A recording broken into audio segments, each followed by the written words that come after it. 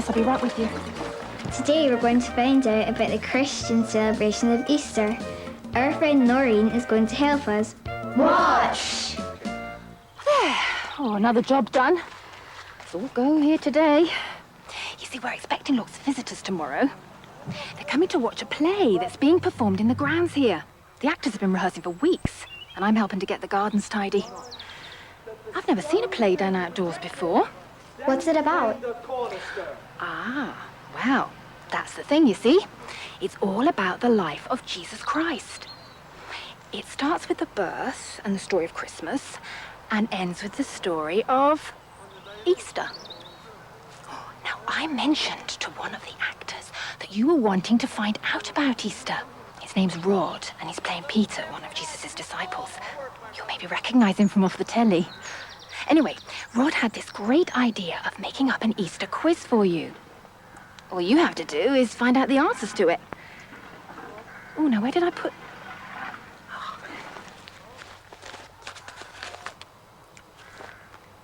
Do you want to have a shot at the first question, then?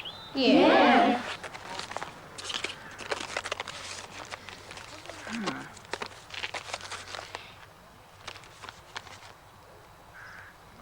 It's more of a riddle than a question. I'll read it to you. It's the front of my hand. It's the day before Monday. It's the start of Easter. It's called blank blank. Right. What do you think?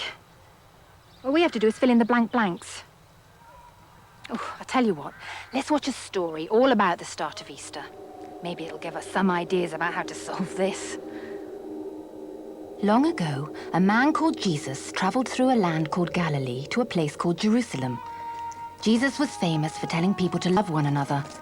Lots of people loved him and believed that he was the Son of God.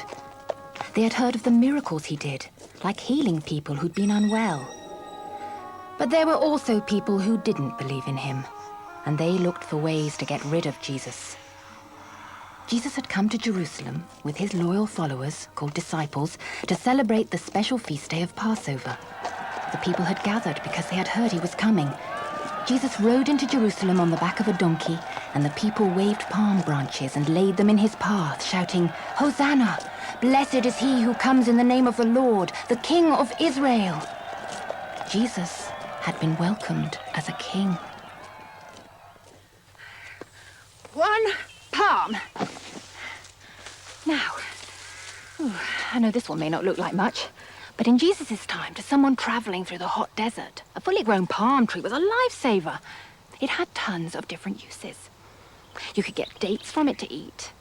You could feed your camel with the seeds from it. You could make ropes and baskets from it, use the leaves as shelter from the hot sun, use it as fuel for your fire during the cold nights. And wherever it grew, you were bound to find water. Little wonder it became known as the Tree of Life. And not so surprising then that it was used by the crowds to welcome Jesus into Jerusalem. In those days it was the tradition to wave and lay down palm leaves in front of heroes and successful armies returning from war. A bit like putting the red carpet out for someone. Anyway, the point is, we now celebrate that day in church as... Palm Sunday. There, I told you you'd get it.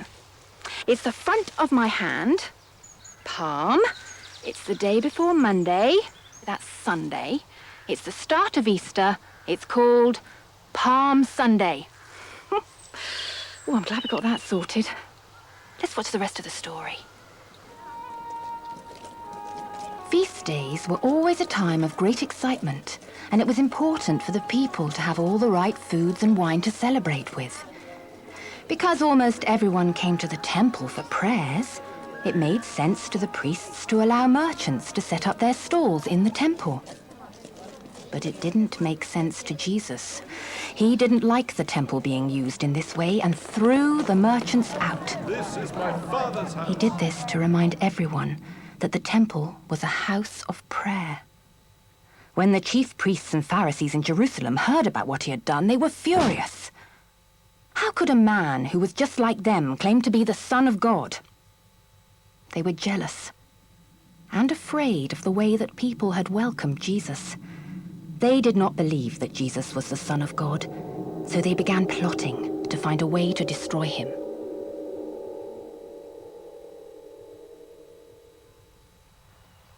My goodness. Jesus had so many dangerous enemies.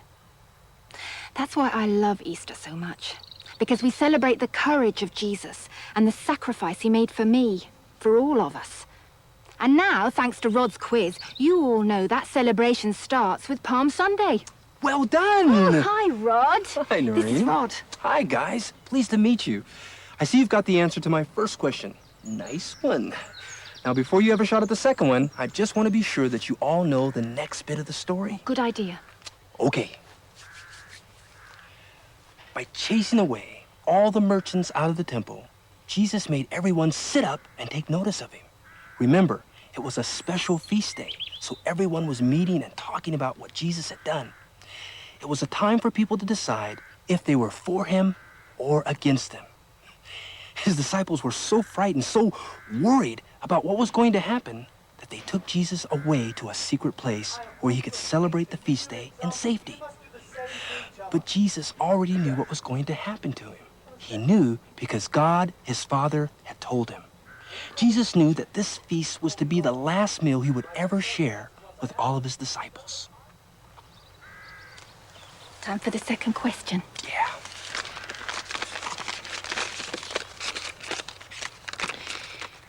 Because Jesus knew that this was to be their last supper together, he asked his disciples to eat and drink blank and blank in memory of him. So you have to find out what they ate and drank in memory of Jesus. Yep.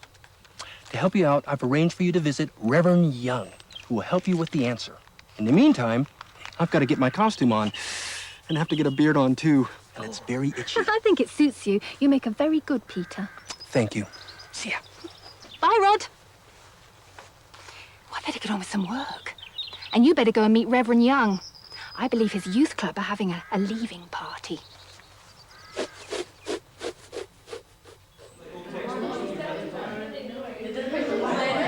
It's so nice of you to come to our special celebration. That girl over there is leaving with her family for America. She won't be able to come to club anymore, so they're having a goodbye party for her.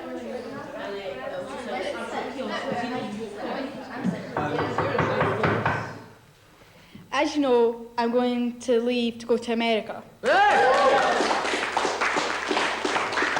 I'm a wee bit scared that you'll forget me, so just in case, I brought my old PlayStation 2, so when you play games, you'll be able to remember me. And that's just what happened at the Last Supper. I'm not saying that Jesus left his disciples a PlayStation. Look, come on over to the church and I'll show you what I mean. And it'll help you answer that question Rod asked about the special meal that Jesus had with his disciples. When Jesus gathered his disciples together for their last meal, he took some bread and some wine, and he blessed it. And then he shared it out among his disciples. He said, "Take it and eat it. This is my body, and this is my blood. Do this in remembrance of me." Take this wine.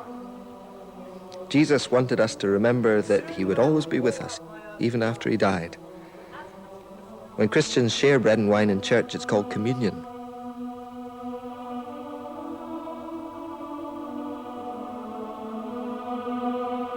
So, the answer to Rod's question is? Bread and wine. Brilliant. Now, back to Rod. And when you see him, say hello from me. Oh, hi, guys. How was the party? A bit happy? A bit sad, huh? Did you get the answer to my question? Yes, it's bread and wine. Fantastic. Okay, on with the rest of the story. Remember, as Jesus sat with his disciples, he knew everything that was going to happen to him. He knew that one of his disciples, the one called Judas, was going to betray him that very night. He knew that Judas would tell his enemies where they could capture him. He knew that as he went to the Garden of Gethsemane, that Judas would bring the soldiers and they would take him away. But Judas wasn't the only one to let Jesus down that night. Who else let him down? Well, Peter, the apostle that I'm playing.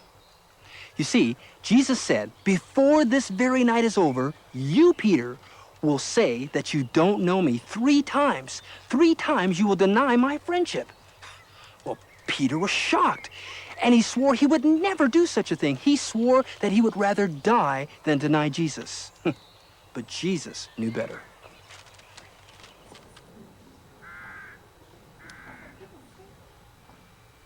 Oh, you're just in time to watch Rod rehearsing.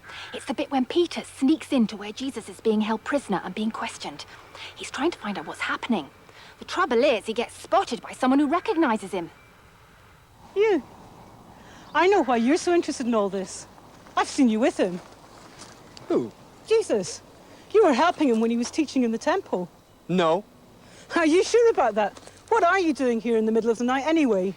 It's just as we said. We're just here for the Passover. I don't even know him. Are you sure about that? What are you going on about? I know him not. It must have been awful for Peter when he realized what he'd done. If you've ever let a friend down, you'll know how terrible it feels.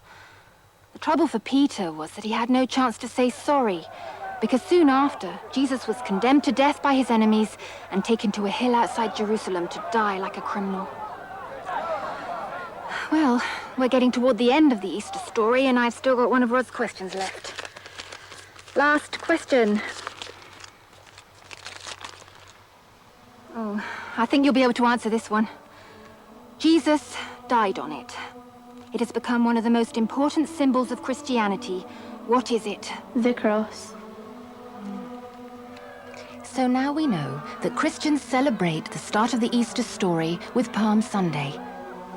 You celebrate the Last Supper with communion, the taking of bread and wine.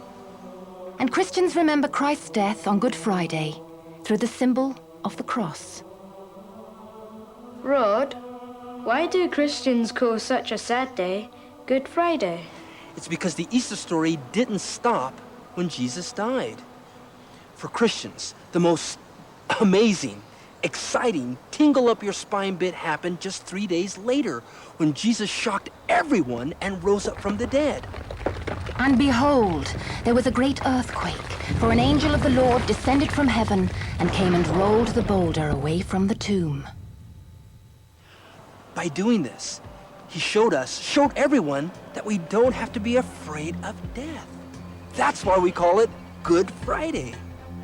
But now, as we come to the end of the Easter story, it's time to find out what part eggs play in this wonderful tale.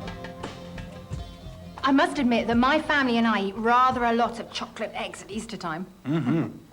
My daughter, Raylan, she also decorates hard-boiled eggs for her kid sister and all her friends to hunt for in the garden. Yeah, we do that too, and then we roll them down a hill. We do this on Easter Sunday. Rolling the eggs reminds us of how the stone rolled away from Jesus' tomb. So, now you know why Easter is such an important Christian celebration, and why when Rod and I get our chocolate eggs, we try and remember the whole of the Easter story and its message to all Christians that Jesus died on the cross so that our sins could be forgiven. Bye. Bye. Hey, how did rehearsals go today? Bad.